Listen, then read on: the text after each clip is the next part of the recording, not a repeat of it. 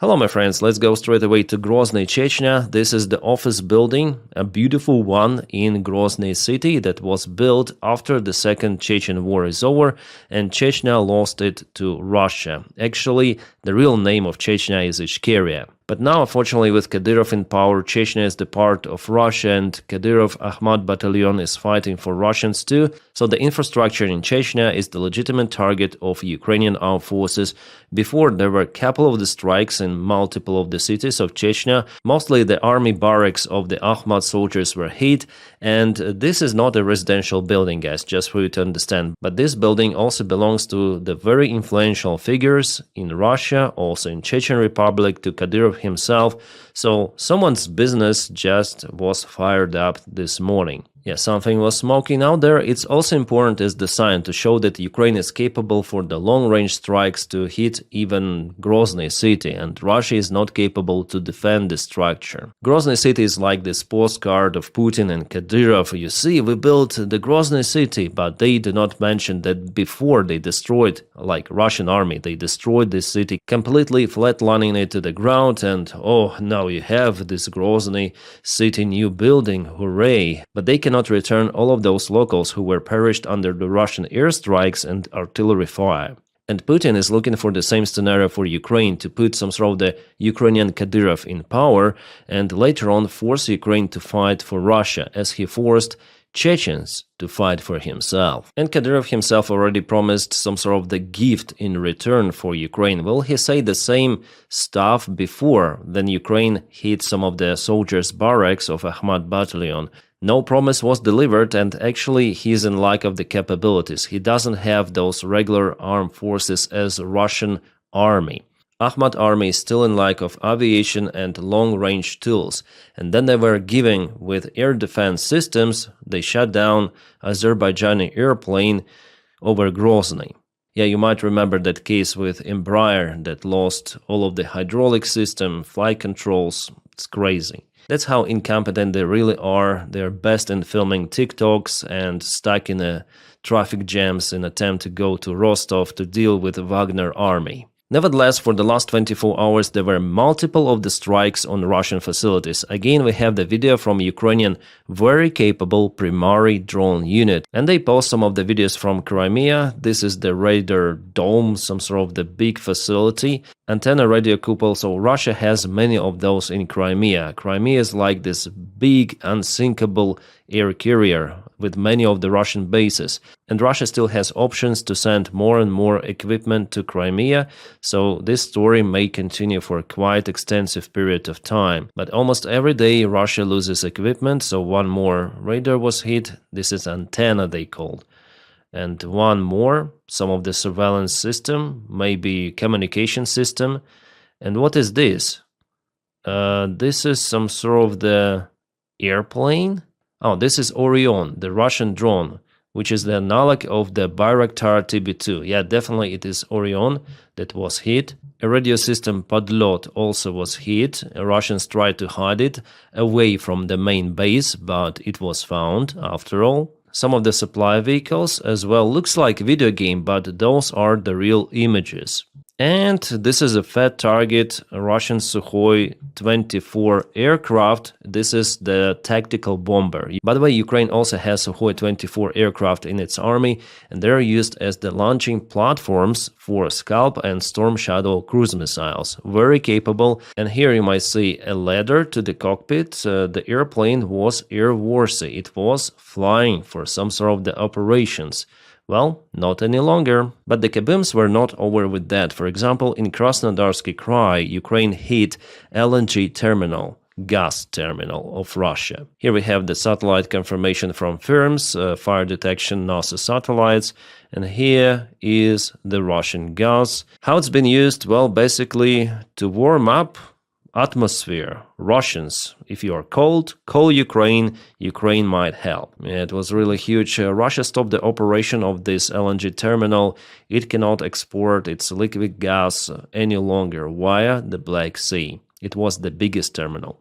Also, for whatever reason, Syzran refinery of Russian Federation caught fire the last night. Fire continues there even now. Every week Ukraine hits 1-2 refineries, sometimes more, but Ukraine also expands its targets, hitting Russian other sensitive infrastructure, like for example gas and some of the power plants, military infrastructure, especially in Crimea. That is what you saw for the last couple of days. There were 2 videos published at least. And all of those kinetic sanctions, they gradually remove resources from Russia. Russian economy cannot sustain it for many, many years, okay? So maybe for a couple of years, they still may go fight, maybe even take the ground. That is what we all expect, because Russia, after all, it has advantage, more resources compared to Ukraine. But if we look at it from the longer perspective, there is no any chance for Russia to be finally victorious even in Ukraine. Their economy cannot sustain this prolonged war. Yes, there is also the chance for Ukraine to struggle more and for Russia to break through the front lines. Here it's early to say 100%, but if the war continues as it is, yes, Russia may take some ground, but as a result, there could be no Russian economy, so no Russia itself. Country is all about economy. Without economy, Russia is unable to sustain its army. It will not be capable even to pay for its soldiers. And the first motivation for them to go and fight is to obtain millions of rubles. На, еще! Сбили. Yeah, Russians, they're very happy that they heard some of the drones flying and some of the Kabooms. That guy filmed the Kaboom in Alchevsk. Alchevsk is the occupied territory of Ukraine, Lugansk Oblast, and the eyewitness was from Russian army. He's working behind the front lines. 2 of the substations were hit the last night over there. And now let's go to the front lines updates, because we have some of the outstanding news coming from Berdyansk. Yes, Berdyansk, far away from the Ukrainian-controlled territory. Nevertheless, Ukrainian military intelligence performed some sort of the special military operation right at the Russian checkpoint. Let's go for it. Actually, the operation was performed last month, November 19th. There were several of the Russian cars, military ones, and military police together with military forces, but something started to happen. Several of the Kabooms. Here on the top there is a billboard saying that Berdyansk is Russia, Berdyansk это Россия, which is not true, as we know. It is just a temporary occupied territory, and the locals report about Babach, Kaboom. Wow, what happened there? Well, after all, it's kind of interesting to see those things happening quite far away from the Ukrainian-controlled territories. It means that the Russian troops cannot feel safe elsewhere, even in Berdyansk. Guys, I follow some of the analytics, OSINTs, and one of those is Unit Observer. From his data, Russia moved some of the forces to the Pokrovsk direction. This is the Russian hunger convoy that was spotted by other OSINTs and shared by this one.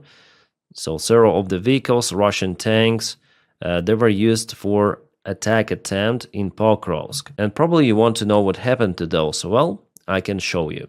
Just need to scroll down the feed, again Unit Observer, that's the channel. Here we go with the Russian tank burning, and even smoke is coming from the barrel itself. It was shared by Creek 4 here. I also follow this guy. He's the officer of Ukrainian army and he shares lots of those images. Actually, it was his forecast that Russia may start to use convoy attacks once again in an attempt to break through Ukrainian defense in Pokrovsk.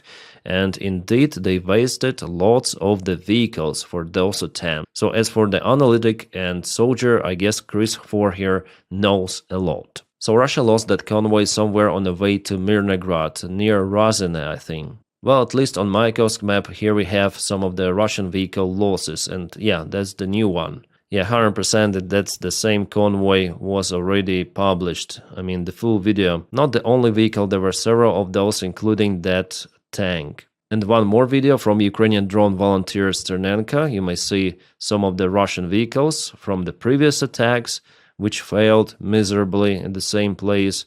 And here is the new one. Yeah, this convoy definitely was spotted and stopped. Russia failed miserably this time, and you see, basically there is no place to hide. No leaves, nothing in this tree line, maybe just some of the trenches there if Russians are lucky. One smoke is coming from one vehicle, here 2 of those, one more was spotted. So totally 2 of the tanks, 2 of the BMPs, and later on Russia tried to evacuate its soldiers, sending this kind of the vehicle to the place, some sort of the truck with armor plates. Well, it was also hit. And here it is burning. And judging on the chassis, it looks like the main tank was T-80 with many of the wheels. Yeah, looks like it. And just a couple of days ago, I was speaking about this failed Russian attack attempt also with the several vehicles not far away from Popov Yar. They tried to go to Shakhove, and you see they have the same losses again and again on what they proclaim as their controlled territory. You see everything is in red.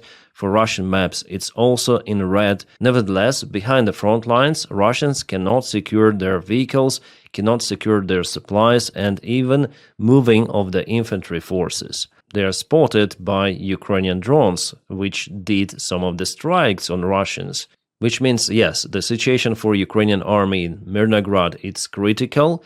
And as our guys reported, there is even an encirclement of Ukrainian army here. But you may understand, watching those videos, that Ukraine still may operate with drones, so this encirclement is not tight at all. So Ukraine is still capable to withdraw the forces, yes, with losses, but still capable. Alright, I need to check out the update from Deep State. There are no any changes from Pokrov's direction for today. And I wonder where, okay, in the Yampil, Russia moved ahead. Yampil was the supply hub for Ukraine after Russia cut very important bridges across Siversky Donets River to supply Liman city. Well, Russia moved to Yampil today. Yeah, just a light advancement in the forest.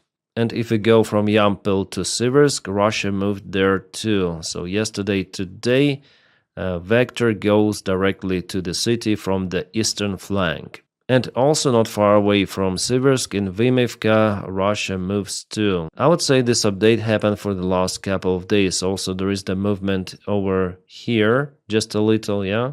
Russia tries to move its forces simultaneously from multiple of the directions, but it's not working well because they cannot achieve the huge breakthrough in some specific spot, and the fight for Pokrovsk and Mirnograd still continues, which is crazy as for me, with the forces Russia deployed to this region, and still they cannot take Mirnograd and Pokrovsk fully. They have heavy losses. It's crazy. About Hulaypole, there are no any movements for the last day. Alright, to the other news. As it was reported by the Firepoint company, they produced a bunch of new Flamingo missiles. This is FP5 modification, the same one.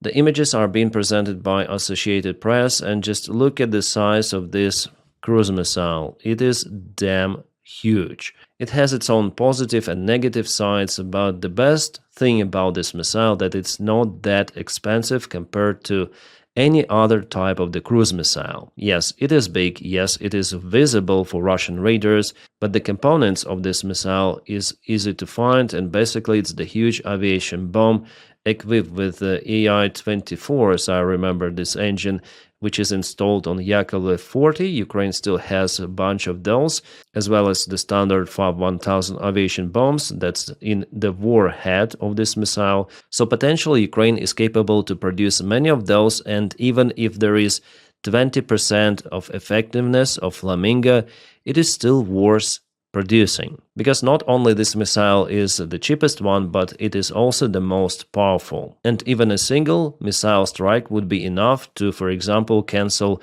some of the Russian refinery, or oil storage, munition storage, Russian base, anything. The plus for it that even if Russia installs some of the meshes to protect their facilities, in this case, it will not help. It is just too powerful. 1 ton of TNT, even more, just a little more. It's crazy. Alright, European Union and G7 are discussing replacing their Russian oil price cap with a full ban on providing maritime services for Russian oil shipments. So basically ban the Russian oil shadow fleet.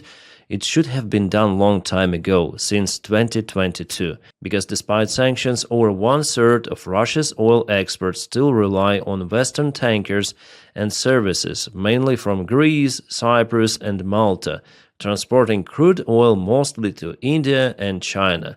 Source Reuters.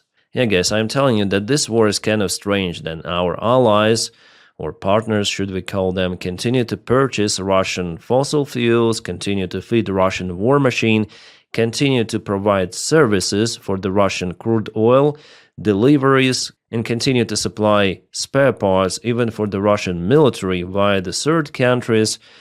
Damn strange. Damn strange. I understand why it is happening, because some particular individuals, CEOs or managers of the companies, they are greedy bastards. They want to earn money no matter what. For them, this war doesn't matter. They want to make business as usual, and if they're not capable to make it as usual, they'll try to way out from it, circumnavigating sanctions and all of the restrictions. Even in Russian Shahids, even in Russian cruise missiles, there are Western-made parts, components, which are new, coming to Russia somehow. Well, hopefully this time G7, European Union, will finally block the Russian shuttle fleet, block all of the services for it, because this is unhinged, guys. Not a long time ago, Europe introduced the ban to purchase Russian gas till 2027. Yeah, it might look positive, but if you read this story from the other end, it means that our partners will continue to finance the Russian war machine for an entire year of 2026. And who knows, maybe they'll postpone their decision as Donald Trump postponed sanctions on Russian Lukoil gas stations, which are placed outside Russia. The United States Treasury Department stated that yesterday. So sanctions, kind of strange sanctions also, yeah. There are some of the exceptions for Trump's friends as Orban. Now they postpone sanctions on foreign stations of Lukoil. So sanctions are there, but they're not there. Interesting. Some great news are coming from the United Kingdom. They are willing to confiscate £8 billion of the Russian assets frozen in Britain to support Ukraine, as they warn that President Putin is an active threat to United Kingdom's citizens' security and prosperity. The Times reports about it. Could be a good news, and also in this case, it's great that UK is not the member of EU. Otherwise, it for sure wouldn't be possible, because there are some of the disputes around confiscation of the Russian assets in Europe. I mean, European Union itself. Well, I hope it works for UK to confiscate those funds and transfer for military needs for Ukraine, because for sure the next year is going to be very difficult, because the Russian military budget alone is 164 billion United States dollars.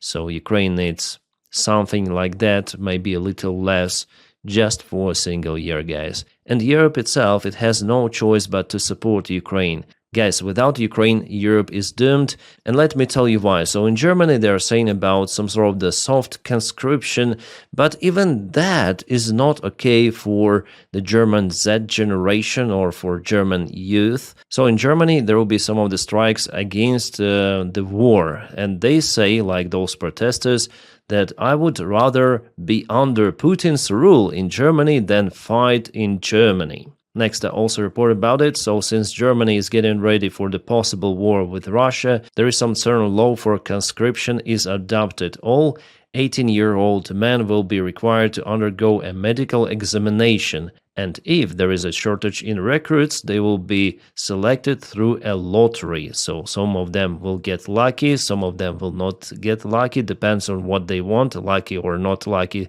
There is an organization, well, there are not many people, but they promise protests in 90 of the cities of Germany. They call to obey occupation just in case Russia attacks. Yeah, here the protests are bigger, so they need Ukraine. Europe needs Ukraine. The best idea for Europe is to hold Russia in Ukraine, but for that Ukraine needs weapons and all of the possible support. It shouldn't be the situation like we have right now. Then Europe gives Russia more money for purchasing fossil fuels from Russia than it gives the help for Ukraine, including the military support. Because if Russia starts the war In Europe, something tells me that the vast part of population will not agree to fight for their countries in Europe. It could be the same as in the Second World War, then many of the countries just surrendered to Nazi Germany. Yeah, Germany used to be the country of warriors, but now it seems like not any longer. Ja, Liebe von Putin beherrscht werden als im Krieg, sagt Schüler.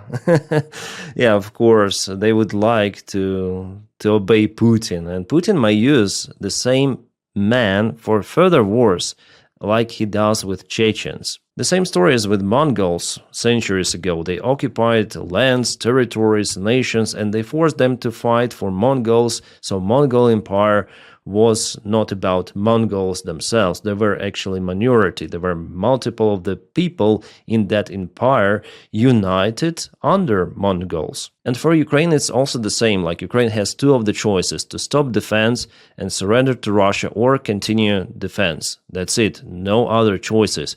All of those peace agreements, they're about nothing, because Russia says it openly. We want war to continue. We want to occupy Ukraine. We want to conquer them, to put the puppet government to occupy their lands. That is what Putin is saying. And two of those outcomes for Ukraine, they're both not ideal. If Ukraine continues to fight, yes, it will cause losses for Russia, but also Ukraine has big losses.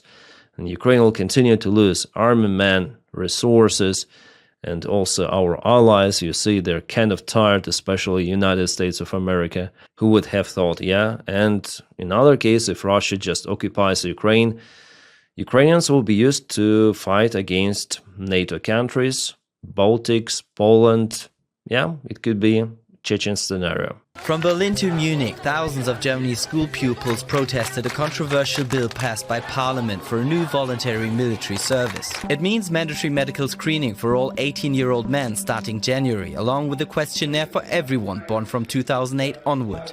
I understand that it's not about the entire society of Germany, but according to official rating polls, just 16% of Germans are willing to defend their country. 16 is a very low number. And the value of life in Germany, for example, is incomparable to what it is for Russia. Russia doesn't care, and Russians do not care. They have million people lost in this war, wounded, KA, crazy, but Russian society is still okay. For them, this war is somewhere out there. They still live their miserable lives. Can Germany sustain that number of the losses in case of the confrontation with such a big enemy as Russia?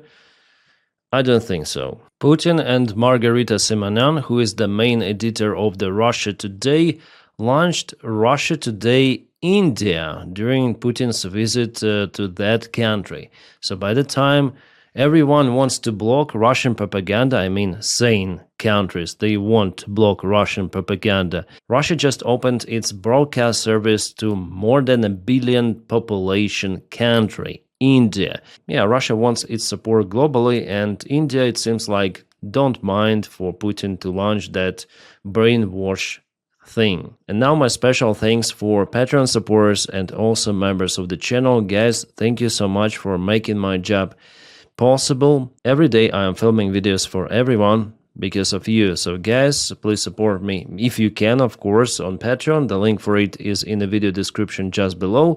Or you may support me on membership by pressing the button join. If you don't have this opportunity, no worries, just press like to this video and subscribe for the channel. That helps to propel this video in YouTube algorithms. Thank you so much for that as well. My friends, I wish you all a peaceful sky wherever you are, and have a great time.